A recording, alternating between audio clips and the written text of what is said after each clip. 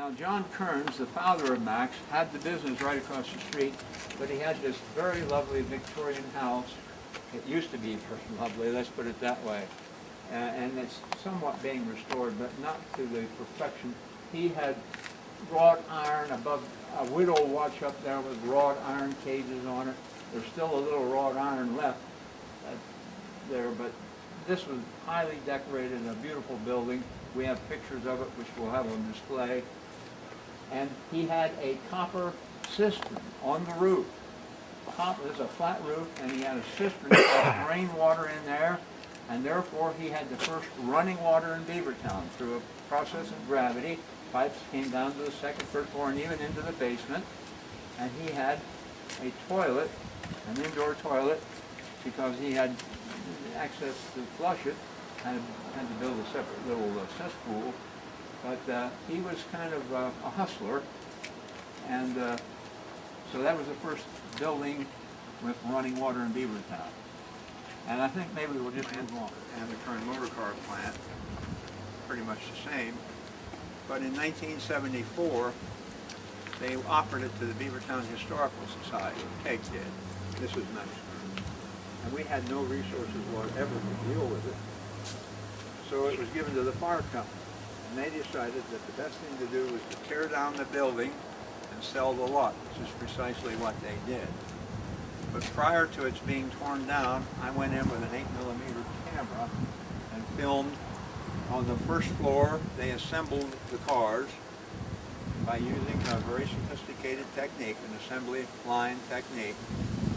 And then there was an elevator took to the second floor where the cars were painted. And then they were transported to the rear of the building, which is back way beyond where the flower shop used to be. The building went beyond that.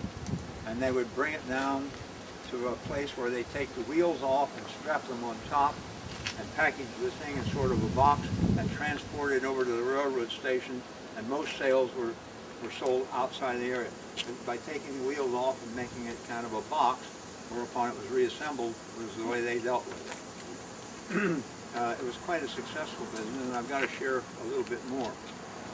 It was so successful after World War II that Max Kearns hired a stockbroker from New York City to sell stock in the Kern Motor Car Company, and the guy sold, they asked for a subscription for $250,000. Now there was an office on the second floor about where the carport is now, maybe just about where that post is. He had an office on the second floor. The stockbroker came in and says, Max, good news, we sold out. We have, the subscriptions are all filled, whereupon Max allegedly took out a large bill, lit it, and lit a cigar with this burning bill, put his feet up at the desk and had a great smile on his face, only to learn about a week later that the stockbroker ran off with all the money. He sold the stock and collected the money, but ran off with the money. And it was later found, some of it apparently must have been marked, because some of it was found in Argentina, or at least that's where it came back from. But in the meantime, Maxwell Kearns became so disheartened. You'll see a picture of the plant that was intended. It was a very large plant. Up your way it was going to be. 3 stories, covered blocks. That he closed down the business. He just shut her down. Now, moving on to this particular thing. This was the State dress shop. And she had all hand sewn, or well, maybe she had machines, but it was all done by hand, dresses and hats and ladies' finery. And we had a picture which I put in the Beavertown News, and Rodney can direct you. Didn't we put a good one in there, Rod? Yes, we did. We have a good high-quality photo of them. She has some models standing outside in a row with their arms and their heads turned toward the camera, displaying some of her wear, and there's some things in the window. But it was very popular. The ladies just loved to come to Amanda's Space, and you could order, custom-made stuff, and she would make it and sell it, and did quite well. Once she died, the building became vacant for a long time. And during my youth, it was used for a Girl Scout house. And then after the Girl Scouts abandoned it, it was converted into a residence. And a music teacher by the name of Mrs. Donna Walker lived in it for a while, and then someone's lived in it periodically ever since. It was recently remodeled, but the essential shape of the building is the same as it was when Amanda Spake built it. Now, in this particular vacant lot,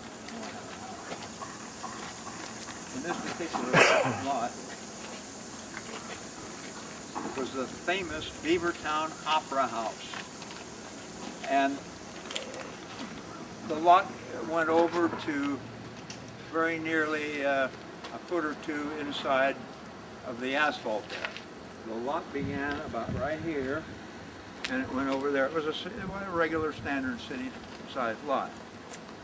It was a two-story building with an attic and a cellar. It had a proscenium-type stage, meaning it had a slightly sloped floor with theater seating. It had an orchestra pit. It had dressing rooms. It had a prop room above where props could be let down and others taken up. So when they pulled the curtain, they could change the props just by hand wheeling them up and down. And they put on local productions here. The high school used it for graduation and for high school plays. The Chautauquas of the 20s and 30s would stop by. Minstrel shows would stop by on the railroad.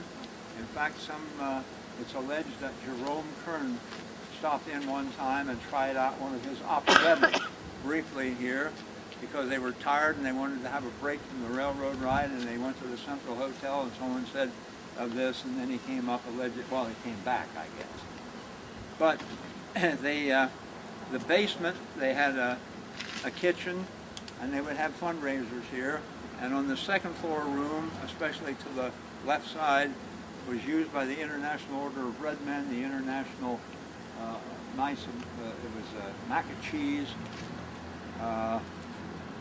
There were several patriotic organizations used it, and the last one who used it was the Patriotic Sons of America, Patriotic Order Sons of America. And by that time, the Opera House was going out of business. But I'm going back to the Opera House days. In about the early teens, they put in a magic lantern. And they had magic lantern shows. And they had, the slides were approximately this large.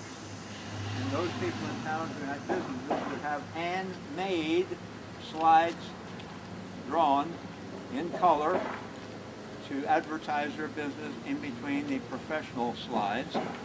And Mrs. Kearns had 7 or 8 of these beautiful hand-painted slides of local businesses, which she loaned to me, and I took down to Middleburg, Grease and Barber Shop, to be sent up to State College to have direct prints made, and they never came back.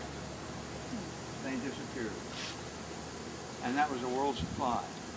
It breaks my heart every time I think of it. But then later they went into the motion picture business. And it was on a regular basis, but it was the silent time. And Mabel Grease, who some of you might know, played piano. And I understand quite well. You know, the action scene, boom, boom. She just put the right touch into the silent movies. Then the Soundies came, and it continued to function. But in the meantime, it became the POS of A Hall.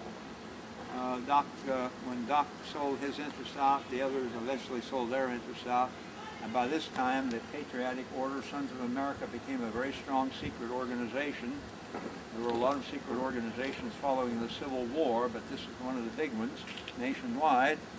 And they had sufficient funds that they bought the building, and it was changed, the name changed to the POS of A Hall.